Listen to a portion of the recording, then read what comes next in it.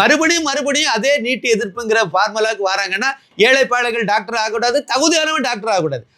அதாவது அது இந்த மாதிரி நடிகர்களுடைய பிள்ளைகளெல்லாம் டாக்டர் ஆகுது, வசதியானவன் பிள்ளைகள்லாம் டாக்டர் ஆக வேண்டியது, அரசியல்வாதியுடைய பிள்ளைகள்லாம் டாக்டர் ஆக வேண்டியது, தொழில் அதிபர்களுடைய பிள்ளைகள்லாம் டாக்டர் ஆக வேண்டியது, பணக்காரங்களுடைய பிள்ளைகள் டாக்டர் ஆக வேண்டியது, பணத்தை கொடுக்க வேண்டியது டாக்டர் ஆக வேண்டியது.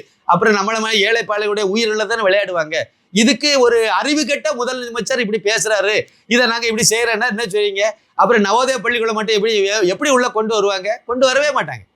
மொத்தத்துல இந்த ஆட்சி திமுக ஆட்சி அப்படி அவங்களோட பிளான் அதானே, நவோதய பள்ளி எதுவும் உள்ள வரக்கூடாதுன்னு தானே. ஆமா, அதனால சமிக்கைகள் தானே. இந்தியாவிலே தமிழ்நாட்டில் மட்டும்தான் சார் நவோதய பள்ளிகள் கிடையாது. நவோதய பள்ளிகள் உண்டு உறைவிட பள்ளி. 6வது வகுப்புல இருந்து 12வது வகுப்பு வரைக்கும் ஃபீஸ் எல்லாம் 100 ரூபா, 500 ரூபா, 1000 ரூபாய். பெண் குழந்தைகளுக்கு முன்னுரிமை, எஸ்சி எஸ்டிகளுக்கு அதிகமான முன்னுரிமை. நகர்ப்புற மாணவர்களுக்கு 25% தான் படிக்கிறதுக்கு வாய்ப்பு. 75% கிராமப்புற மாணவர்கள்.